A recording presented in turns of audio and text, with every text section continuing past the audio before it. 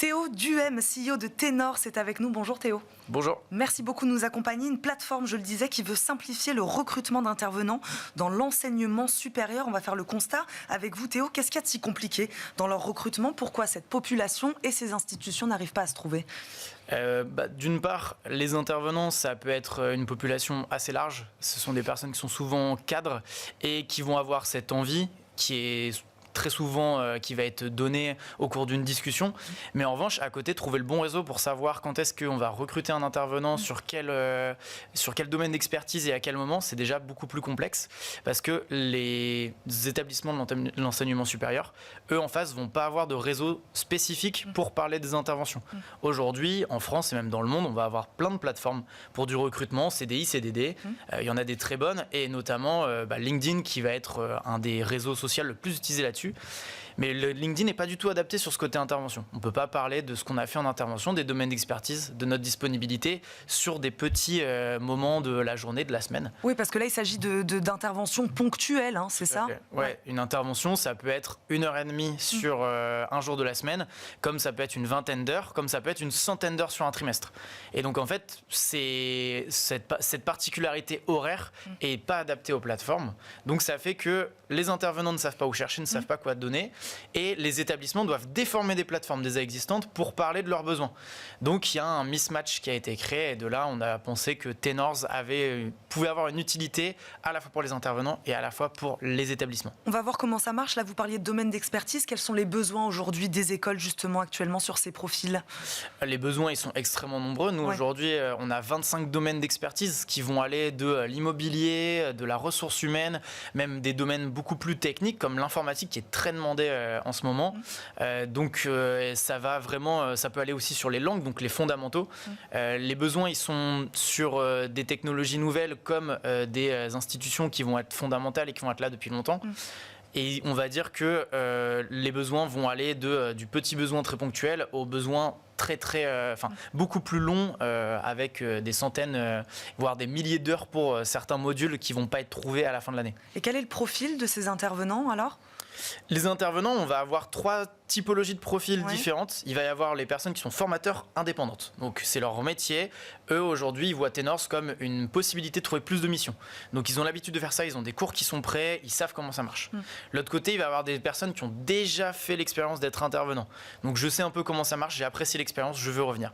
Et le troisième type de profil qui va être notre grosse valeur ajoutée, c'est les personnes qui ont eu l'idée, qui ont eu envie, qui en ont discuté avec des amis, on leur a dit tiens, je pense que tu serais un bon intervenant, mais qui ne savaient pas où le dire et où se mettre. Et aujourd'hui, avec Ténor, on leur propose de mettre leur profil visible auprès de ces écoles et donc d'être sollicités, d'être trouvables par les établissements. Alors, comment fonctionne cette plateforme? Comment fonctionne Ténor? Qu'est-ce qu'on fait quand on est intervenant? Qu'est-ce qu'on fait quand on est une école? Donc, quand on est intervenant, on s'inscrit pour donner des indications qui ne sont pas demandées dans les sites classiques, comme j'ai pu le dire avant. Donc, ça va être des domaines d'expertise, ça va être la localisation géographique, sa mobilité, sa disponibilité aussi temporelle. Combien d'heures par semaine je vais pouvoir octroyer au cours, et également quelques mots sur mon parcours professionnel, sur ce que j'ai déjà pu faire en tant qu'intervenant. Ça peut être aussi des formations en entreprise, donc si j'ai déjà eu cette expérience, je vais le donner, et pas mal de petites informations sur le diplôme, le parcours, etc. De l'autre côté, une fois que l'intervenant a rempli toutes ces infos, il va être visible sur la plateforme et il aura 2 possibilités. Soit il est contacté directement par les écoles, par mail, par téléphone ou sur son profil LinkedIn. Soit il va recevoir des mails d'alerte comme quoi il y a une recherche sur un domaine d'expertise et une localisation qui le correspond.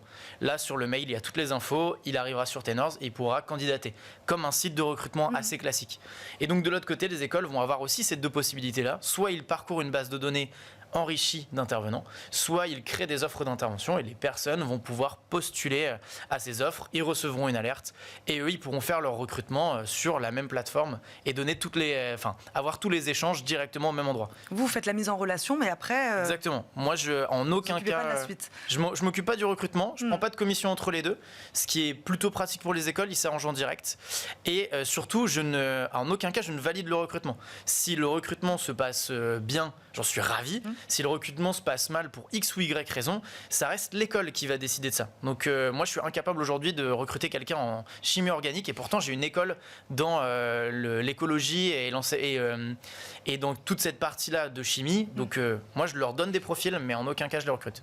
Combien d'écoles travaillent actuellement avec vous ? Donc on a 300 écoles partout en France qui vont nous solliciter quasi quotidiennement pour leur recrutement d'intervenants. Et votre objectif pour la suite ?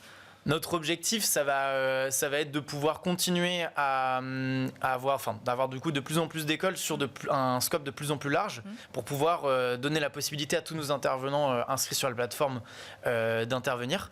On n'a pas d'objectif chiffré très exact. Il y a aujourd'hui plus de 3000 écoles dans l'enseignement supérieur en France qui sont atteignables pour Tenors parce qu'il y a beaucoup plus d'établissements de formation, mais sur lesquels nous, on va pas... Vous avez estimé que ces établissements avaient des besoins ? Ouais, sur 3000 établissements qui ont des besoins, qui peuvent être sur qui on pourra avoir une valeur ajoutée. Donc ça va être notre objectif aujourd'hui. Et puis après, pourquoi pas partir sur des établissements francophones, sur nos voisins belges et suisses, et sur l'Europe qui va avoir des tendances et des similarités sur le recrutement d'intervenants vraiment partout en Europe. C'est les mêmes.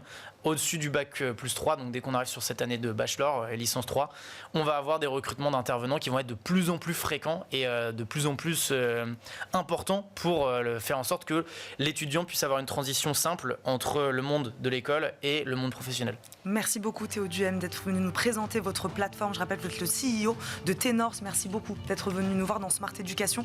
Merci à vous de nous avoir suivis. On se retrouve évidemment très vite pour un nouveau numéro de Smart Education. À très vite sur Bismart. Ciao.